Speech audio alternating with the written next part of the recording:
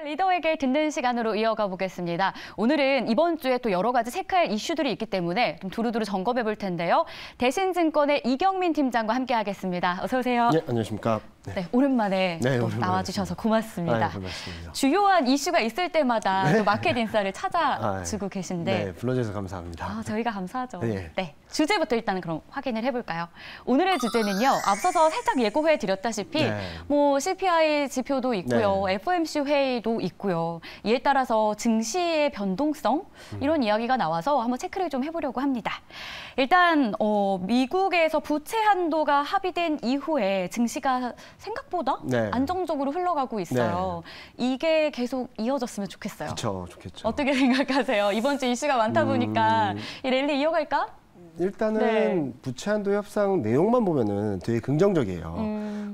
걱정을 했던 IRA 법안에 대한 변화는 없었고, 그리고 취약계층에 대한 의료 서비스 부분도 변함이 없었고, 그리고 당초 공화당이 제시했던 재정 감축보다는 또 덜 감축하면서 경기 충격에 대한 부분들은 좀 안도감을 가질 수 있다라고 생각을 할 수 있겠는데, 이제 또 다른 문제가 발생하겠죠. 그러니까 재무부의 지금 예금이 거의 바닥권입니다.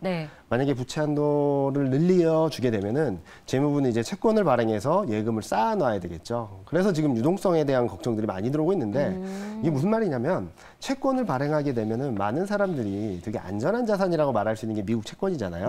그러면은 다른 위험 자산을 좀 팔고 안전한 채권에 투자를 하겠다라는 수요가 많이 몰리면서 오히려 채권 금리는 좀 반등을 하고 주식시장은 좀 흔들리고 왜냐면 채권 시장에서는 또 물량이 많아지니까 가격도 떨어지고 채권 금리가 반등을 하겠죠. 이런 걱정들을 굉장히 많이 하세요. 뭐 저도 이 부분에 의해서 단기 변동성은 있을 겁니다. 특히 이번 주에는 여러 가지 만기별로 국채 발행 이슈 예정된 이슈들이 굉장히 많아요. 그래서 그렇게 되면은 잠시 유동성에 대한 문제 때문에 흔들흔들할 수 있다라고는 생각할 수 있겠거든요. 게다가 최근 보면 많이 올라왔잖아요. 한국 증시도 올라왔고 나스닥도 많이 올라왔고. 그래서 일부 차익 실현 매물에 의한 흔들림은 있을 수밖에 없다라고 말씀을 드리고 있는데, 자 그런데 여기서 생각을 해봐야 될 거는 유동성 때문에 시장의 추세가 만들어지는 건 아니다라고 말씀드리고 싶어요. 그러니까 무슨 말씀을 드리냐면 경기 흐름이나 실적 흐름이 어떻게 흘러가는지가 시장의 중심 변수고, 유동성에 의해서 흔들림이 있다 하더라도 경기나 실적이 좋아지게 된다면 사야 되는 기회다라고 말씀드릴 수 있겠죠. 그래서 저희가 생각하기로는 최근 경기 흐름을 보면 좀 바닥권을 근접해 있다라고 생각하고 있고, 12개월 선행 EPS는 저점 대비 거의 15% 넘게 올라오고 있거든요. 그런 흐름들을 봤을 때 저는 유동성에 의해서 채권 발행에 의해서 시장이 흔들리면 사야 될 기회다라는 말씀을 드리고 싶습니다. 그렇군요. 그럼 이번 주가 사야 될 기회다 좀 직접적으로 물어봐도 될까요? 네, 저는 이번 주에는 코스피가 2,600을 깨고 2,550대, 뭐 2,500 중반대를 지지력 테스트 할 수 있다라고 생각을 하고 있어요. 왜냐하면 앞서 말씀드렸던 유동성 변수에 CPI에 FOMC에 뭐 실물 지표에 너무 많은 이벤트들이 있기 때문에 시장이 좀 불안불안해할 수 있거든요. 그리고 많이 올라온 데 따른 차익 실현 심리도 크고, 그런데 흔들릴 때마다 사야 된다라는 말씀을 드리는 거는 중심 변수라고 할 수 있는 한국 경기 흐름, OECD 경기 선행 지수라든지 12개월 선행 EPS를 봤을 때는 경기나 실적 방향성이 점차 위쪽으로 만들어지고 있기 때문에 조정 시 매수 전략이 지금은 굉장히 유효하다라는 말씀드리고 있습니다. 그리고 어차피 지금 혹시 조정이 나온다 하더라도 이거는 단기에 불과하다라는 이야기를 저희가 기억해 보도록 하겠습니다. 알겠습니다. 그러면 어쩌면 지수를 흔들 수 있는 재료가 FOMC 회의가 되지 않을까라는 생각도 들어요. 동결에 대한 의견이 사실 정말 많긴 한데 뭐 호주에서도 그렇고 깜짝 인상을 하잖아요. 이거에 대한 가능성은 얼마나 열려 있다고 생각하세요? 호주를 따라갈 가능성? 저희는 높지 않다라는 말씀을 드리고 있는데요. 왜냐하면 5월 FOMC에서 성명서 문구를 변화시켰어요. 그렇기 때문에 6월은 스킵, 한번 넘어가겠다.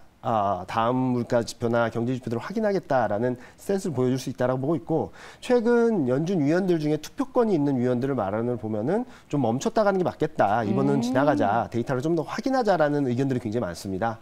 그래서 저희는 확률적으로 금리 동결 가능성이 높다라는 말씀을 드리고 있고, 만약에 금리 인상을 한다고 해서 시장이 엄청난 충격을 받을 거냐? 그러진 않을 거라고 생각하고 있어요.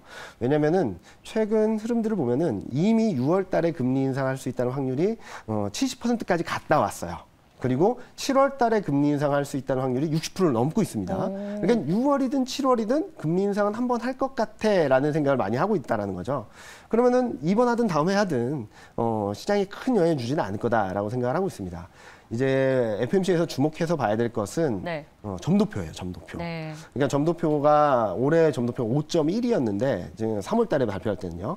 이게 5.3 정도라면 크게 무리가 없습니다. 왜냐하면 한 번 금리 인상하고 끝나겠네? 라는 생각을 할 수 있으니까요. 근데 이게 5.5 이상을 가게 되면 두 번 할 수 있는 거 아니야? 7월에도 하고 뭐 다음에 또 하는 거 아니야? 라는 걱정을 할 수 있어서 5.3 정도 수준이면 오케이. 5.5 이상이면은 단기 충격이 불가피하다 정도로 받아들여 주시면 될 것 같고요.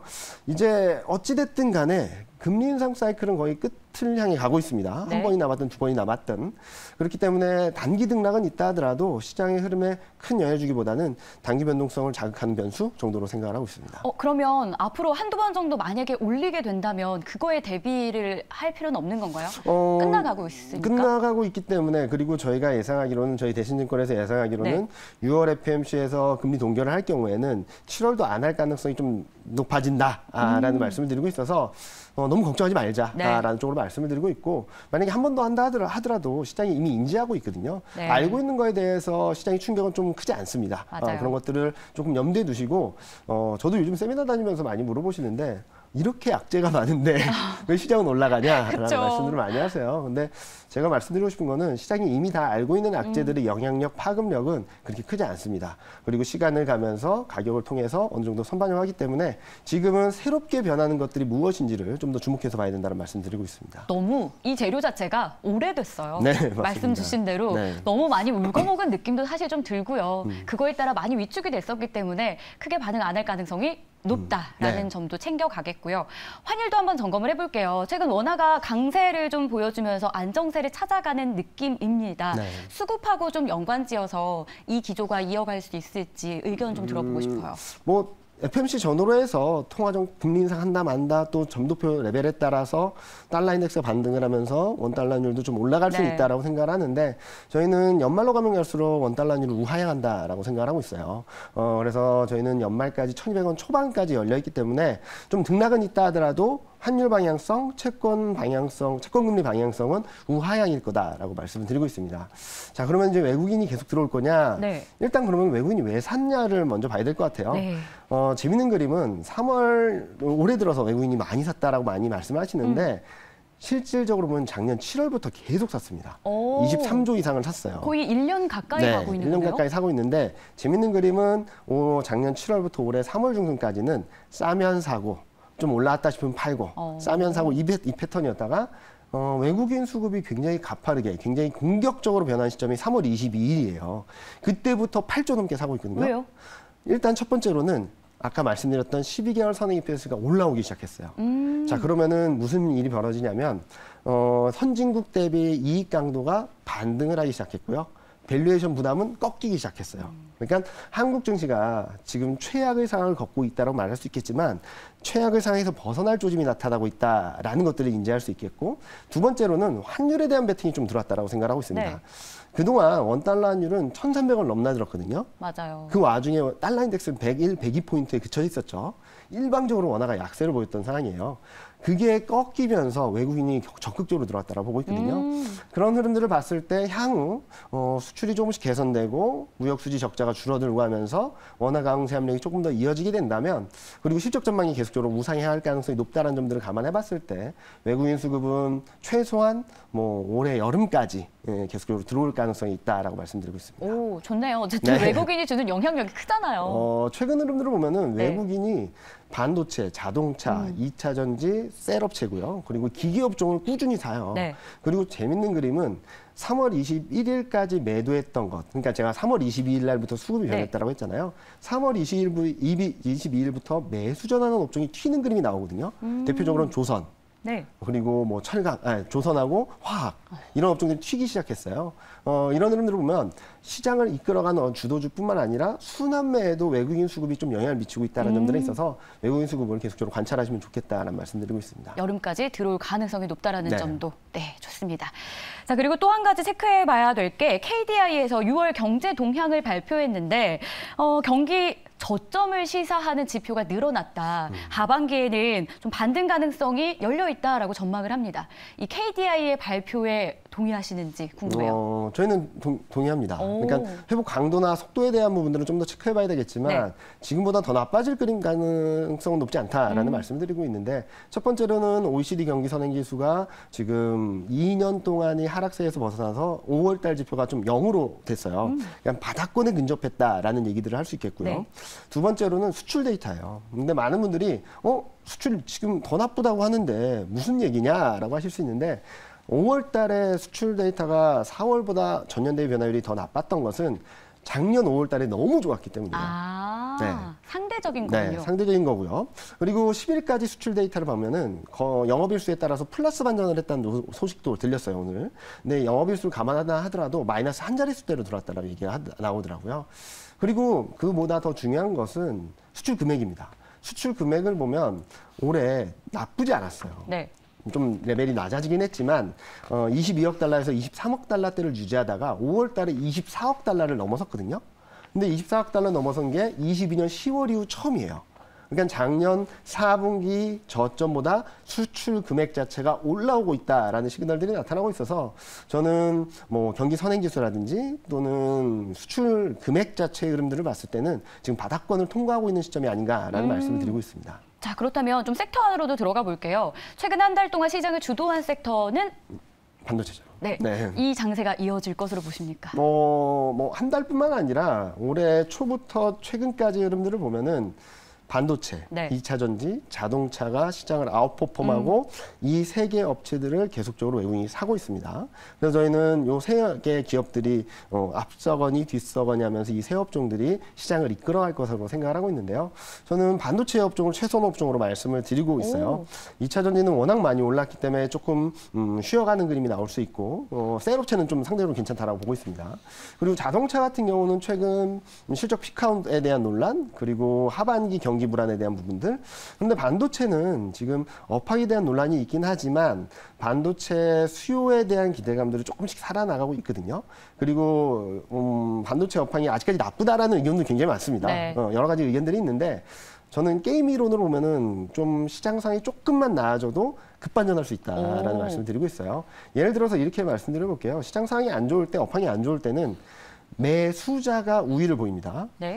가격이 더 떨어지기 전에 판매하는 사람은 빨리 팔고 싶겠죠. 그렇죠. 근데 사려고 하는 사람은 잠깐만 더 떨어지면 살게. 떨어지면 그때 살게. 그러면은 가격이 계속 떨어지고 업황이 돌아설 기미가 안 보인다라는 걱정을 하겠죠. 근데 최근 보면은 업황이 바닥권에 근접하고 있다라고 생각을 하는데 여기서 조금씩만 올라와 주게 되면 게임의 양상이 바뀌는 거죠.